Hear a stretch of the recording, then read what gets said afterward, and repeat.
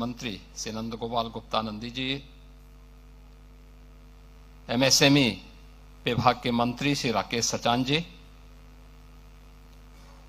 औद्योगिक विकास के राज्य मंत्री श्री जसवंत सैनी जी, राज्यसभा के माननीय सदस्य रेमकी ग्रुप के फाउंडर सयोध्या रामी रेड्डी जी, सदस्य नीति आयोग डॉक्टर विनोद के पॉल जी, सन फार्मा के श्री दिलीप सांघवी जी, चाइंडस लाइफ साइंसेज के श्री पंकज पटेल जी, मैनकाइंड फार्मा के श्री रमेश जुनेजा जी, डॉक्टर रेड्डी लैब श्री सतीश रेड्डी जी, टोरंट फार्मा के श्री जीनल मेहता जी, एमएसएन लैब के चेयरमैन श्री एमएसएन रेड्डी जी, संदीप जैन जी, वी कृष्ण मोहन जी, आदित्य बर्मन जी, अमिताभ दुबे जी, और आज के इस पूरे कार्यक्रम में उपस्थित उत्तर प्रदेश और भारत सरकार से जुड़े हुए हमारे सभी वरिष्ठ प्रशासनिक अधिकारीगण, पूर्व ड्रग कंट्रोलर जनरल और उत्तर प्रदेश सरकार के फार्मा सेक्टर के adviser doctor GN Singh ji, Awanish Awasthi ji, Deepak Kumar ji और उपस्थित इस फील्ड से जुड़े हुए हमारे सभी स्टेक होल्डर्स और उपस्थित बहनों और भाइयों, मैं प्रदेश के इस पहले फार्मा कॉन्क्लेव के इस उद्घाटन सत्र के अवसर पर आप सभी का मैं प्रदेश सरकार की ओर से हृदय से स्वागत करता हूं, अभिनंदन करता हूं। मैं आभारी हूं आदरणीय स्वास्थ्य और परिवार कल्याण मंत्री भारत सरकार माननीय श्री जगत प्रकाश नड्डा जी का, जो केंद्र सरकार के बजट सत्र के कारण स्वयं यहां पर भौतिक रूप से उपस्थित नहीं हो पाए, लेकिन उन्होंने अपना संदेश अभी वर्चुअल मोड पर हम सबके सामने प्रस्तुत किया है। मैं उनके इस शुभकामना के लिए उनके प्रति हृदय से धन्यवाद देता हूं। मित्रों, जो हम लोगों ने अभी यहां पे कहानी देखी है और पढ़ी है और जिसके बारे में हमने अभी इस फील्ड से जुड़े हुए जितने भी कैप्टन हैं उनके विचारों को सुना है, वह हम सब के लिए एक नया प्रोत्साहन भी है और एक प्रेरणा भी। क्योंकि स्वाभाविक रूप से जो उत्तर प्रदेश की स्थिति थी, एक लंबे अंधकार के कालखंड से उभार करके जब हम लोग इस स्थिति में आए कि अब हम लोग आपके लिए सही मायने में एक लंबे समय के लिए रेड कारपेट को बनाए रख सकते हैं, तब हम लोगों ने आपको इस कॉन्क्लेव के लिए यहां पर आमंत्रित किया है। और इस पहले कॉन्क्लेव के अवसर पर जब उत्तर प्रदेश ने उसके लिए उस प्रकार की तैयारियां की हैं, पूरी होमवर्क करने के बाद हम लोग यहां पर आए हैं। मुझे याद है जब हम लोगों ने आज से 5 वर्ष पहले मैंने डॉक्टर जीएन सिंह जी से इस बारे में अनुरोध किया था कि वे उत्तर प्रदेश सरकार के फार्मा के एडवाइजर के रूप में अपनी सेवाएं दें, तो उनको शुरू में थोड़ा हिचकिचाहट थी। मैंने कहा आप आइए और जिस भी रूप में आप यहां पे हमारे साथ जुड़ना चाहेंगे हमें प्रसन्नता होगी। और उनको हमने जिम्मेदारी दी थी कि हां, आप इस प्रयास को थोड़ी भी गति देंगे तो उसका लाभ होगा। और इसके बाद हमारी ये कार्रवाई आगे बढ़ती हुई दिखाई दी, जिसमें हम लोगों ने ललितपुर में, क्योंकि ललितपुर हमें उस समय इसलिए चयन करना पड़ा था, जैसे एनजीटी के प्रकोप से बचा करके हम लोग इंडस्ट्री को यूपी के अंदर लाने में आसानी से हमें एक आसान रास्ता हम उपलब्ध करवा सके। बहुत ही अच्छा प्राकृतिक वातावरण है, पर्याप्त जल संसाधन है। और ललितपुर के बारे में कहते हैं कि ललितपुर न छोड़ियो, यानी ललितपुर के बारे में कहा जाता है कि जो ललितपुर एक बार आता है तो उसके मन में हमेशा एक भाव रहता है कि ललितपुर को अब कभी नहीं छोड़ना है, क्योंकि वो बहुत अच्छा प्राकृतिक दृष्टि से भी और संसाधनों की दृष्टि से भी बहुत महत्वपूर्ण जनपद होने के नाते हम लोगों ने प्रदेश के पहले फार्मा पार्क के लिए वहां पे लैंड अधिग्रहित की और अब वहां पर उसे विकसित करके आवंटन की कार्रवाई को हम लोगों ने तेजी के साथ आगे बढ़ाना प्रारंभ किया।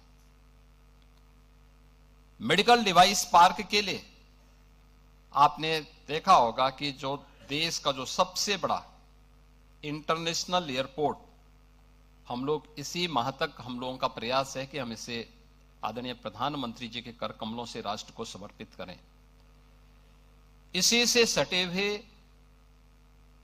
लगभग 350 एकड़ के एक क्षेत्रफल में हम लोगों ने मेडिकल डिवाइस पार्क के निर्माण के कार्यक्रम को आगे बढ़ाया है और तेजी के साथ इसे हम विकसित कर रहे हैं।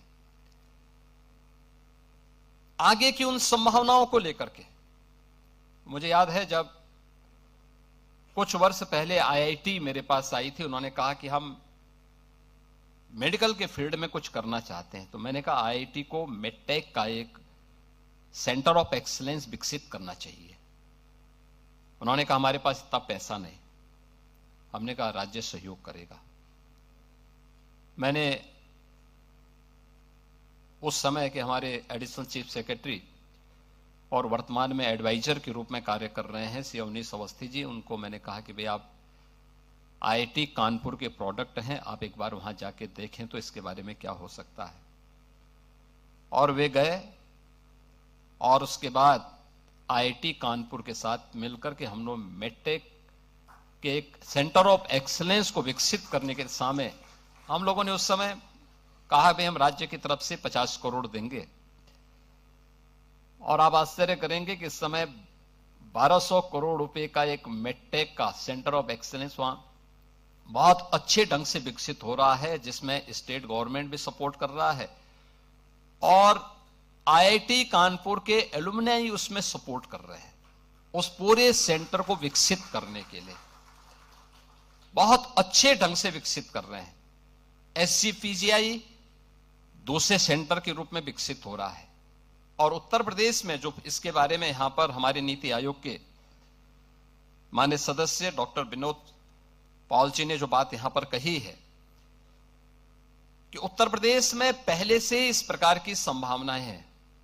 हमारे पास नेशनल लेवल की 4 सेंट्रल लेबोरेटरीज यूपी के अंदर पहले से मौजूद हैं। सीडीआरआई है, एनबीआरआई है, इस प्रकार की पूरी लाइब्रेरी इसी लखनऊ में मौजूद हैं। तमाम सेंटर ऑफ एक्सीलेंस यहां पे पहले से मौजूद उत्तर प्रदेश में मौजूद है। और उत्तर प्रदेश के अंदर फार्मा सेक्टर के लिए सबसे बड़ा कंज्यूमर मार्केट भी है और सबसे बड़ा वर्क फोर्स भी यूपी के अंदर आपको यहां पे प्राप्त हो सकता है।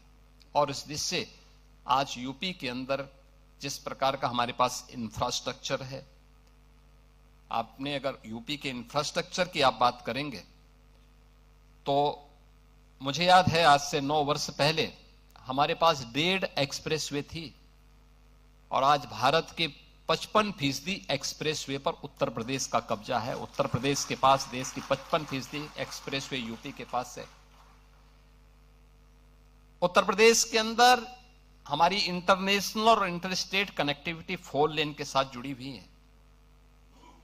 हर जिला मुख्यालय 4 लेन के साथ, तहसील और ब्लॉक मुख्यालय 4 लेन और 2 लेन के साथ हमारी जुड़ी हुई है।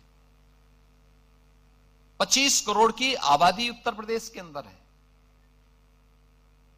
बेहतर कनेक्टिविटी है, पर्याप्त जल संसाधन है और इतना इंफ्रास्ट्रक्चर यानी रेल का सबसे बड़ा नेटवर्क हमारे पास, देश के अंदर सबसे अधिक सिटी में मेट्रो का संचालन, देश का पहला इनलैंड वाटरवे, देश की पहली रैपिड रेल और देश के अंदर सबसे अधिक एयरपोर्ट रखने वाला राज्य आज उत्तर प्रदेश है। मुझे याद है आज से 9 वर्ष पहले एक सपना होता था। मुझे अगर दिल्ली जाना होता था गोरखपुर से, तो मुझे पहले गोरखपुर से लखनऊ आना होता था, लखनऊ से फिर मैं दिल्ली जाता था। गोरखपुर से लखनऊ पहुंचने में मुझे 6 घंटे लगते थे और फिर यहां से फ्लाइट पकड़ता था दिल्ली के लिए। आज यूपी की कनेक्टिविटी क्या है? आज कोई लखनऊ से गोरखपुर जाना चाहेगा तो मात्र 3 घंटे में पहुंच सकता है, यानी 6 घंटे की दूरी को 3 घंटे में की गई है। 4 लेन की कनेक्टिविटी से, हाईवे से भी और एक्सप्रेसवे से भी जुड़ा हुआ है। गोरखपुर से एक फ्लाइट चलती थी और वह भी कभी कभी, आज वहां से 14 फ्लाइट चल रही हैं, देश के अलग अलग सिटी के साथ जुड़ी हुई हैं। हमारे वर्तमान में 16 एयरपोर्ट क्रियाशील हैं। उस समय केवल 2 एयरपोर्ट हमारे क्रियाशील थे, 2 आंशिक रूप से थे। आज नए एयरपोर्ट बने हैं, 4 हमारे पास इंटरनेशनल एयरपोर्ट हैं, 5वां international airport Noida international airport इसी महीने हम लोग आदरणीय प्रधानमंत्री जी के कर कमलों से समर्पित करेंगे राष्ट्र को।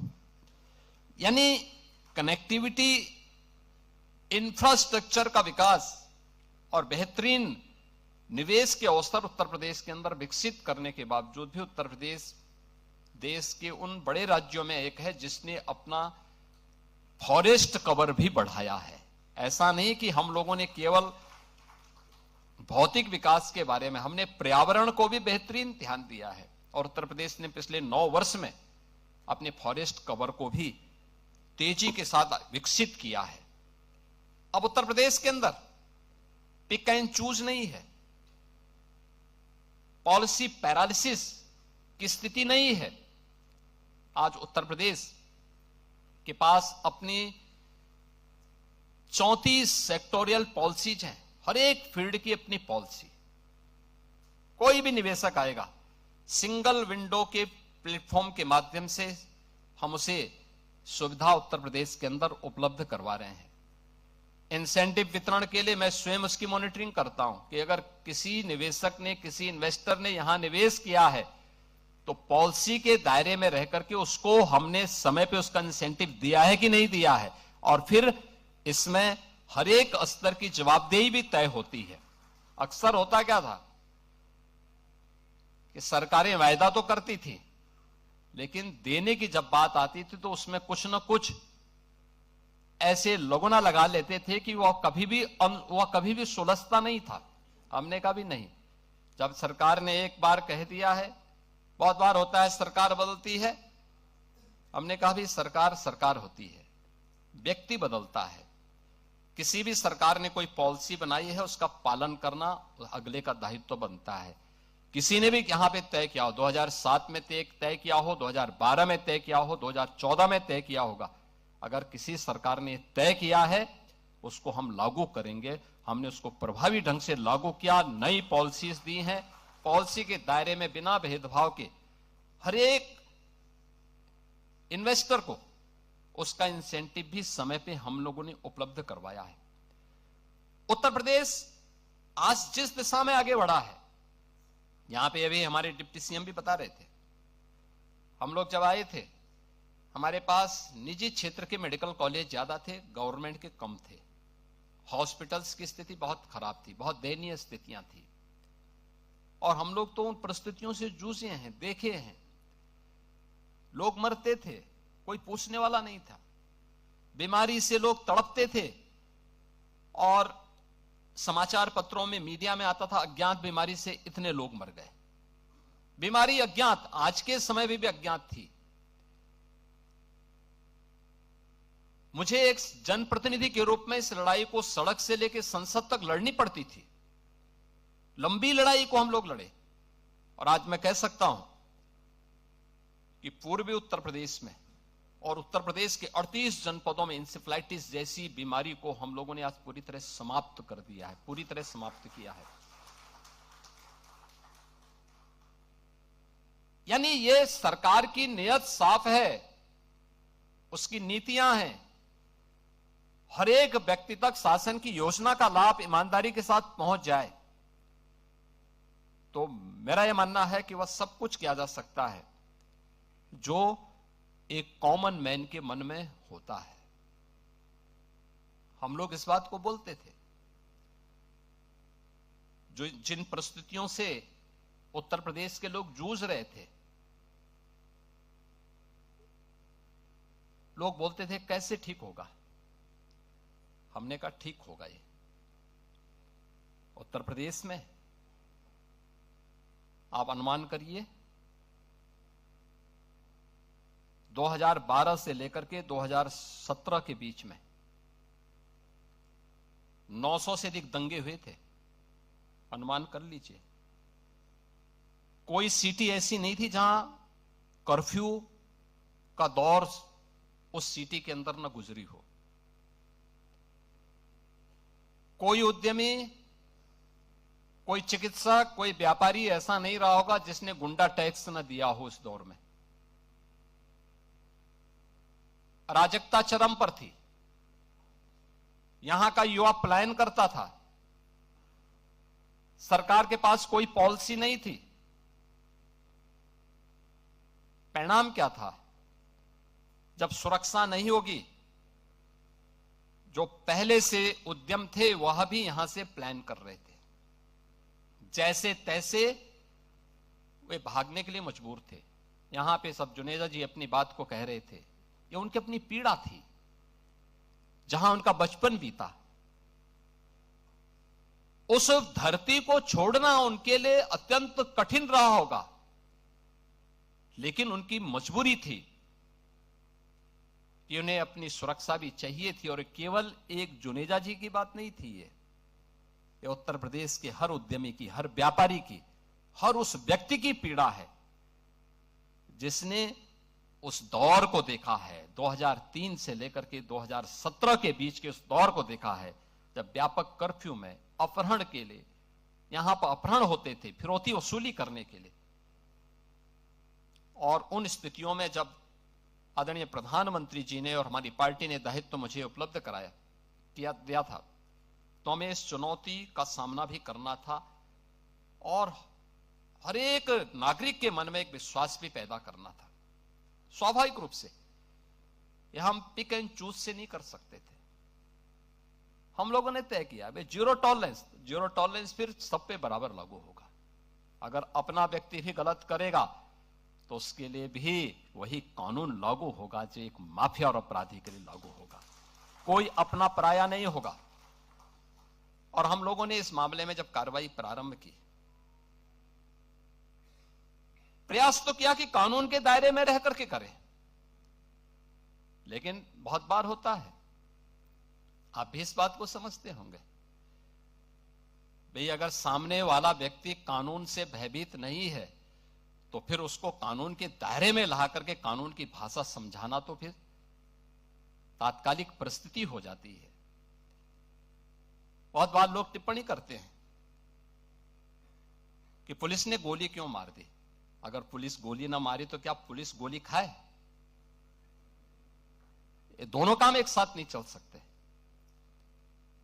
अगर उस अपराधी को गोली चलाने की स्वतंत्रता है तो पुलिस के पास भी हमने इसलिए पिस्तौल दी है कि वह भी उसके सामने उसका मुकाबला करे। उसका प्रशिक्षण इसी बात को लेकर के हो रखा है और उसको जिस भाषा में समझे उस भाषा में उसको समझाने का काम करे। और उस भाषा में जब समझाया गया, आपने देखा होगा पिछले 9 वर्ष में बड़े बड़े पर्व और त्योहार हो रहे हैं, सारे सकुशल संपन्न हो रहे हैं। कहीं कोई शांति भंग की बात नहीं करता है, कहीं कोई अराजकता की बात नहीं करता है, कहीं कोई फिरौती की बात नहीं करता है, कहीं कोई दंगा नहीं है, कोई फसाद नहीं है, कोई गुंडा टैक्स नहीं है, आज कहीं भी इस प्रकार की स्थिति नहीं है और उत्तर प्रदेश निवेश के एक बेहतरीन गंतव्य के रूप में अपने आप को स्थापित किया है। मुझे याद है जब मुझे पहला इन्वेस्टर समिट करना था, तब हमारे औद्योगिक विकास के मंत्री आए थे। उन्होंने कहा था कि हम एक यहां पे अपना इन्वेस्टर समिट करना चाहते हैं। तो मैंने उनसे पूछा कितने का आप निवेश करना चाहते हैं। उन्होंने कहा कि इन्वेस्टर समिट में हम लोग 20,000 का टारगेट लेके चल रहे हैं। मैंने कहा बहुत छोटी राशि है, थोड़ा बड़ा सोचो, बड़ी सोच के साथ काम करो, पॉलिसीज तैयार करो। 20,000 करोड़ के लिए मैं प्रधानमंत्री जी को नहीं आमंत्रित करूंगा। तो उन्होंने कहा अरे कौन आएगा यूपी में। हमने कहा लाना तो है, उस प्रकार की परिस्थिति पैदा करनी है। और आज जब हम यहां पे इस फार्मा कॉन्क्लेव के अवसर पर हैं, मैं आपको कह सकता हूं कि यूपी को अब तक 2017 से अब तक 50 लाख करोड़ रुपए के निवेश के प्रस्ताव प्राप्त हुए हैं, जिनमें से हम लोगों ने 20 लाख करोड़ रुपए के निवेश के प्रस्तावों को अलग अलग समय में यूपी के अंदर ग्राउंड ब्रेकिंग किया है। इनमें ज्यादातर प्रोडक्शन शुरू हो गया है। आज आप देखते होंगे अनएम्प्लॉयमेंट रेट में यूपी देश के अंदर न्यूनतम स्थिति में है, बहुत कम है। हमारे यहां 2.30% है। इतने बड़े राज्य में 25 करोड़ की आबादी में, उस 25 करोड़ की आबादी में वो कोई उस देश की नहीं जहां की आबादी बूढ़ी हो रही हो, ये उस देश की है जहां पे 56 से 60% आबादी अपने आप में स्किल वर्क फोर्स हो, जवान है, काम कर सकती है, काम कर रही है, कामकाजी है। और उस राज्य के अंदर उस बड़ी आबादी के लिए, उस प्रकार की स्थिति के लिए हम लोगों ने अपने कार्य को, इसके लिए हमें रिफॉर्म करने पड़े, हमें उस प्रकार की सुविधाएं देनी पड़ी, हमें उस प्रकार के अलग अलग सेक्टर में उस प्रकार के परिवर्तन करने पड़े। और आज मैं कह सकता हूं कि हमारे पास लैंड बैंक भी है, हम सुरक्षा भी दे रहे हैं, बेहतरीन इंफ्रास्ट्रक्चर भी दे रहे हैं और लैंड बैंक की भी सुविधा है। और प्लग एंड प्ले के लिए भी हम लोगों ने विभाग से कहा है कि जितना सस्ता हो सकता उतनी सस्ती लैंड उपलब्ध कराइए, जितनी अच्छी R&D की सुविधा हो सकती है उसको डेवलप करने के लिए, उसके लिए जितना पैसा लगता है। आज यूपी बीमारू राज्य नहीं है, देश की इकोनॉमी का एक ब्रेक थ्रू बनकर के उभरा है। आज रेवेन्यू सरप्लस के रूप में उत्तर प्रदेश कार्य कर रहा है और इसके लिए जितने भी धनराशि की आवश्यकता पड़ेगी हम लोग लगाएंगे, लेकिन हमें उस प्रकार के इकोसिस्टम को अपने साथ जोड़ना है। जब सभी लोग प्रयास करेंगे तो परिणाम आएंगे और वो परिणाम हम लोग उस रूप में प्रस्तुत कर रहे हैं विकसित भारत की संकल्पना को आगे बढ़ाने के लिए। मैं आभारी हूं आदरणीय प्रधानमंत्री जी का। भी इसी फरवरी माह में दिल्ली में EI कॉन्क्लेव होने जा रहा है और उससे पहले देश के अलग अलग राज्यों में अलग अलग कॉन्क्लेव हुए थे। यूपी को मेडिकल के फील्ड में यूपी क्या कर सकता है, EI के सेक्टर में मेडिकल फील्ड में EI का क्या रोल हो सकता है, यूपी उस कॉन्क्लेव को यहां पे लीड किया था। और हम लोगों ने उस समय यूपी के लिए EI मिशन के लिए 2000 करोड़ रुपए की घोषणा की थी, जिसको हम 3 वर्ष में एक समान रूप से आगे बढ़ाने का कार्य करेंगे। और आज वह कार्य जिसको हम यहां फार्मा के रूप में भी फार्मा कॉन्क्लेव के माध्यम से आगे बढ़ा रहे हैं। मैं सबसे पहले धन्यवाद दूंगा उन सभी कंपनियों का जिन्होंने हमारे साथ इस पहले कॉन्क्लेव के अवसर पर MOU किया है और उत्तर प्रदेश की फार्मा पॉलिसी पर उन्होंने विश्वास करते हुए उत्तर प्रदेश के अंदर उस प्रकार के निवेश की संभावनाओं को आगे बढ़ाने के लिए हम पर विश्वास किया है। उसमें अन्ना फार्मा है, बायोजेटा लाइफ साइंसेज प्राइवेट लिमिटेड है, शुक्रा फार्मास्यूटिकल है, Walter Bushnell enterprises private limited है, जानविका लैब्स प्राइवेट लिमिटेड है, कोरो हेल्थ जीसीसी है, मार्क लेबोरेटरीज है, हाई ग्लेस लेबोरेटरीज है, रास्पा फार्मा है, रामसंस मेडवर्ड है, कोटेक हेल्थ केयर है। मैं इन सब का हृदय से धन्यवाद दूंगा कि उन्होंने उत्तर प्रदेश पर विश्वास किया है।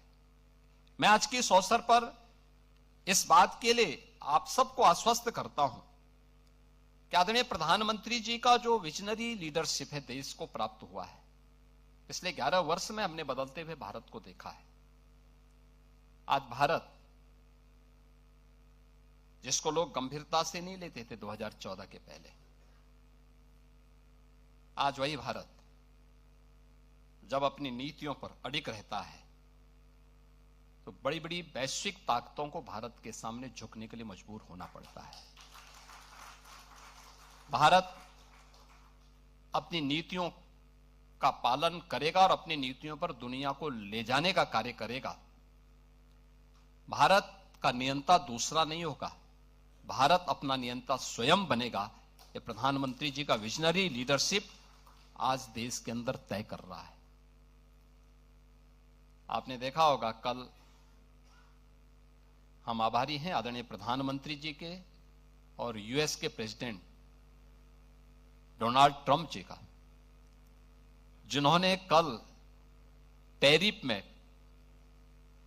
रोल बैक करते हुए फिर से भारत के टैरिफ को कम किया है और भारत को एक विश्वसनीय सहयोगी के रूप में माना है। भारत अपनी नीतियों पर अडिग था। परिणाम है सत्यमेव जयते। यह हमेशा हुआ है, आगे भी होगा। ये विकसित भारत के सामने बढ़ रहे भारत के वे कदम हैं जिसमें भारत एक विश्वसनीय सहयोगी के रूप में भी आवश्यक है, लेकिन भारत की इस ताकत से सशंकित लोग भी हैं। हमें दोनों के प्रति सतर्क होकर के कार्य करना है और मुझे लगता है कि वैश्विक स्तर पर फार्मास्यूटिकल सेक्टर में भारत की उपस्थिति किस रूप में आगे बढ़नी है। आज भारत दुनिया के 200 से अधिक देशों के साथ अपनी दवाइयों की आपूर्ति के माध्यम से जुड़ा हुआ है। कोविड कालखंड में भारत की इस ताकत का एहसास भी दुनिया ने किया था, जब 100 से अधिक देशों को भारत ने कोविड वैक्सीन के रूप में अपनी मित्रता का एहसास कराया था और उन्हें उस समय के लिए उनके जीवन के लिए अत्यंत महत्वपूर्ण उस वैक्सीन को उपलब्ध करवाने में भारत का जो योगदान था वह हम सब के लिए अत्यंत महत्वपूर्ण था। आज मुझे इस बारे में आप सबसे कहना है कि यूपी की जब हम बात करते हैं तो यूपी के अंदर हमारे पास, जो मैंने पहले भी कहा, बेहतरीन इंफ्रास्ट्रक्चर है। लॉजिस्टिक एंड इंडस्ट्रियल जो एडवांटेज हैं वह भी उत्तर प्रदेश के अंदर आप सबको देखने को मिलेंगे, क्योंकि 9 वर्ष के अंदर जो हम लोगों ने प्रयास किया है, जो ये वातावरण बना है, हर एक निवेशक हर एक फील्ड में आकर के एक आत्मसंतुष्टि के भाव के साथ कार्य करता है। उत्तर प्रदेश पहला राज्य मिलेगा जहां इंडस्ट्री में 0 पॉलिटिकल इंटरफियरेंस है। कोई नहीं, आप आइए निवेश करिए, कोई पूछेगा भी नहीं, आप करिए, सरकार से अपना इंसेंटिव लीजिए, आराम से सम्मानजनक तरीके से आप आगे बढ़िए। कहीं कोई आपके किसी कार्य में हस्तक्षेप नहीं करेगा, क्योंकि एक एक कार्य की प्रतिदिन समीक्षा होती है। एक एक कार्य को हम लोग स्वयं देखते हैं कि कहीं भी कोई समस्या ना होने पाए और किसी भी स्तर पर ना हो। आपने देखा होगा, फैक्ट्री से लेकर फार्मेसी तक एक सीमलेस सप्लाई चेन नेटवर्क भी उत्तर प्रदेश के अंदर हम लोगों ने इस दौरान विकसित की है। और इन सभी कार्यों को देखते हुए एक बेहतरीन लैंड बैंक हमारे पास मौजूद है। आप आश्चर्य करेंगे, देखिए अभी हम लोग केवल ललितपुर से ही सटे हुए झांसी जनपद में बुंदेलखंड, झांसी बुंदेलखंड रीजन में हम लोगों के पास हम बीडा नाम का एक नया इंडस्ट्रियल जोन विकसित कर रहे हैं, एक नई सिटी विकसित कर रहे हैं, और इसमें एक साथ 56,000 एकड़ लैंड में ये बीड़ा विकसित की जा रही है। हमारे पास पहले से ही 25,000 एकड़ का लैंड बैंक पहले से मौजूद था। 2017 में जब हम लोग आए थे, उत्तर प्रदेश के अंदर कहीं लैंड ढूंढते हुए नहीं बनती थी, कोई लैंड नहीं मिल पाती थी, क्योंकि लैंड पर लैंड माफिया ने कब्जा कर रखा था। हमने भू माफिया टास्क फोर्स गठित की और मैंने कहा भाई 24 घंटे का समय दे रहा हूं, उत्तर प्रदेश के अंदर जिस भी सरकारी भूमि पर किसी भूमाफिया ने कब्जा किया है उसको तत्काल छोड़ दें। 24 घंटे के बाद जब हम कार्रवाई करेंगे तो उसको जमीन तो छोड़नी ही पड़ेगी, लेकिन साथ साथ उसने जो कमाई की होगी उसको ब्याज सहित हम वसूली करेंगे। आप आश्चर्य करेंगे, 65,000 एकड़ लैंड हमारी खाली हुई थी, 65,000 एकड़ लैंड, और वो हमारा लैंड बैंक बना था।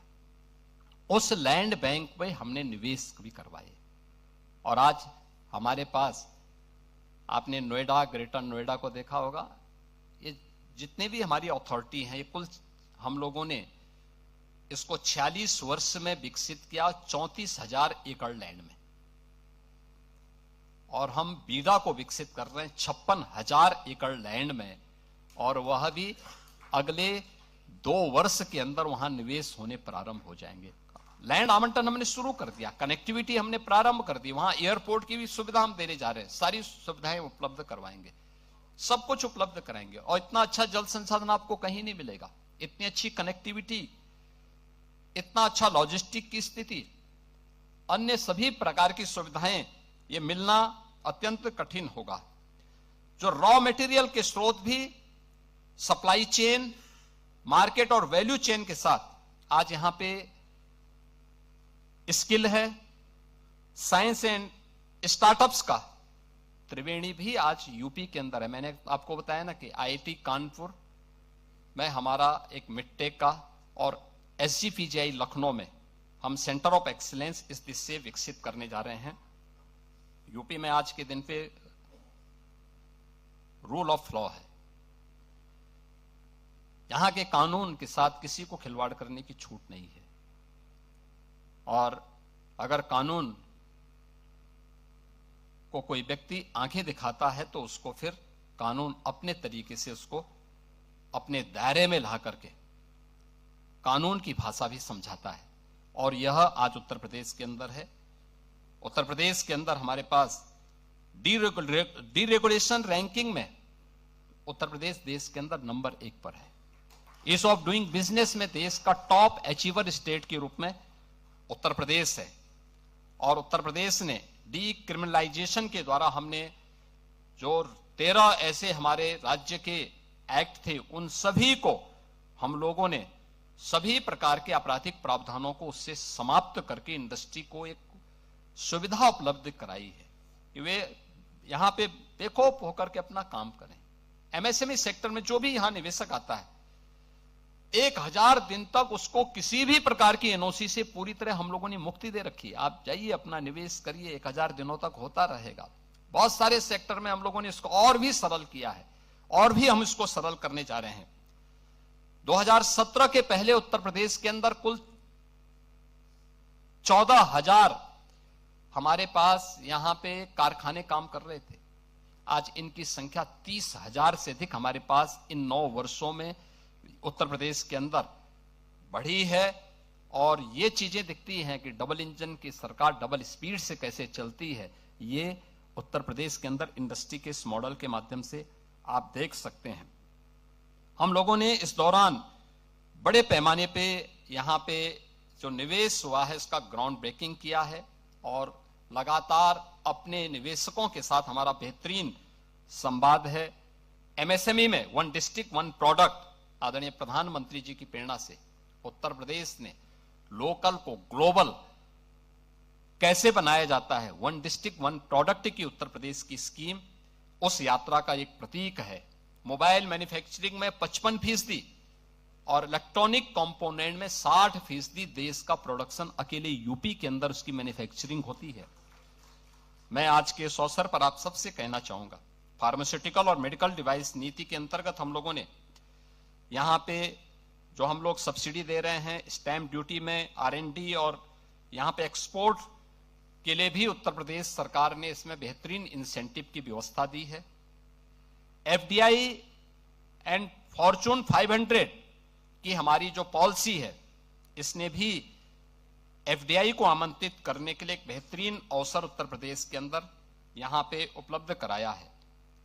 आज यहां पे हमारे पास तमाम अन्य सुविधाएं हम यहां पे विकसित करने जा रहे हैं, और जिन बातों को लेकर के हम लोगों ने इस कार्य को आगे बढ़ाया है।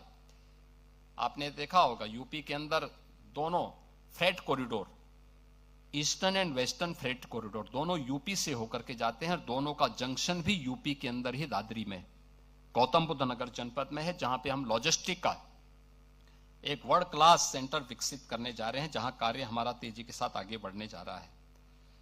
हम यूपी के अंदर तेजी के साथ, अब तक हमारे पास 100 से अधिक फार्मा कंपनियां हमारे साथ यहां पे मेडिकल डिवाइस पार्क में जुड़ चुकी हैं, और हमने वहां पे एक US FDA टेस्टिंग लैब स्थापित करने की दिशा में भी हम लोगों ने कार्य प्रारंभ किया है, जिसको हम तेजी के साथ आगे बढ़ाएंगे।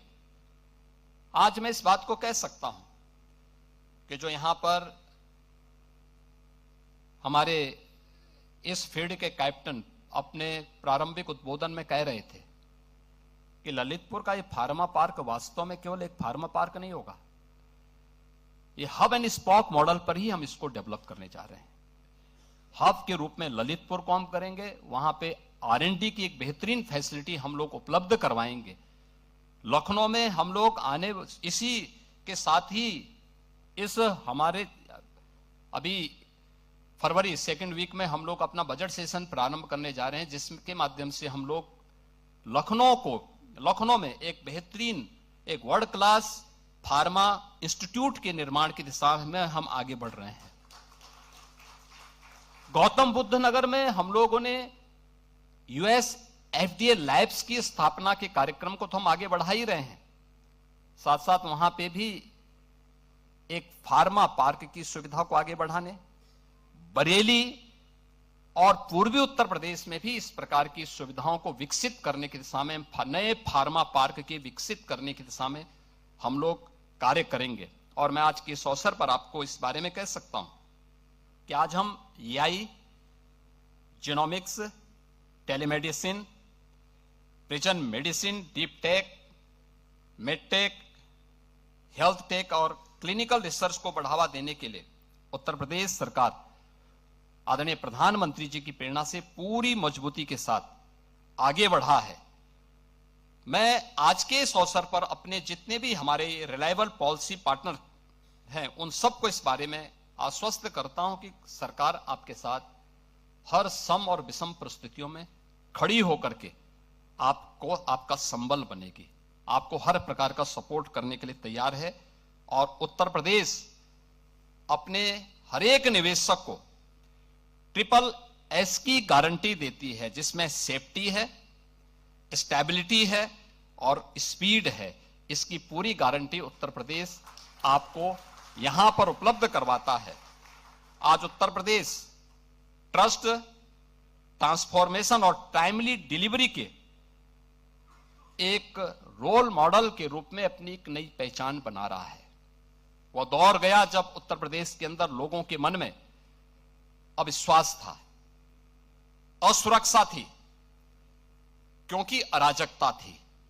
आज ये दूर की कौड़ी हो चुकी है, और मुझे इसके लिए अपने लोगों को सिखाने के लिए कभी कभी रिहर्सल करवाने पड़ते हैं कि भाई कैसे अगर कभी दंगा होगा, क्योंकि 9 साल में लोग भूल गए हैं दंगा कैसे होता था, तो मुझे रिहर्सल करवाने पड़ते हैं कि भाई देखो दंगा हो गया कैसे लड़ेंगे।